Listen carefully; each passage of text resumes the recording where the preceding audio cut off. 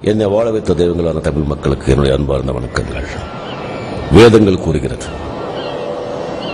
சத்திய யுகத்தில் தர்மம் 4 காலில் நடந்து கொண்டிருந்தது. திரேதா யுகத்தில் 3 காலில் நடக்க ஆரம்பித்தது. துவாபர யுகத்தில் 2 காலில் தான் சத்தியம் நடந்தது.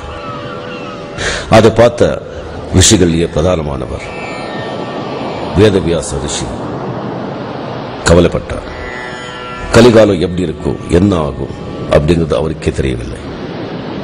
அவருடைய மகனான சுகபிரம்ம முனியை கூப்பிட்டு கலிகாலத்தை பற்றி கேட்டார்.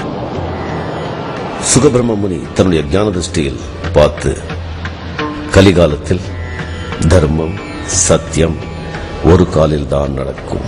அது நொண்டி நொண்டி நடக்கும். ஜனங்கள் அஞ்ஞானத்தில் மூழ்கி ரொம்ப அவதிப்படுவார்கள்.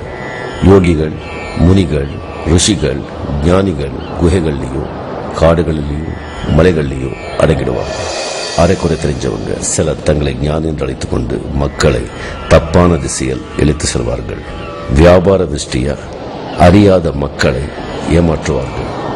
அப்போ கலியுகத்தில் ஜனங்கள் சந்தோஷமா நிம்மதியா அமைதியா இருந்து ஆண்டவனை அடைவதற்கு என்னதான் வழி என்று வியாசர் சுகதேவரை கேட்கும்போது சுகதேவர் சொல்றார், கலியுகத்தில் பக்தி மார்க்கம்தான் சிறந்த வழி, உகந்த வழி, எளிமையான வழி.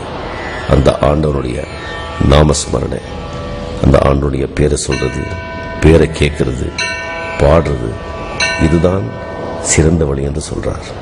அந்த அடிப்படையில் தான் வடநாட்டில் துளசிதாஸ் மீராபாயிலிருந்து, தென்னாட்டில் ஆண்டாள், அருணகிரிநாதர், வள்ளலார் எல்லாரும் நல்ல பக்தி பாடல்களை நமக்கு தந்திருக்காங்க.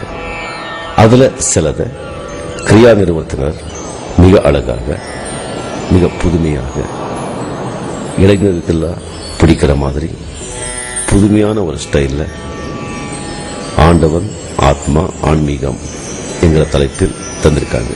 இந்த பாடல்கள் எல்லாம் நான் ரசிச்சு கேட்டேன். எனக்கு ரொம்ப பிடிச்சது. உங்களுக்கும் பிடிக்கிற நம்பிக்கை எனக்கு இருக்கு. நன்றி. ஓம்.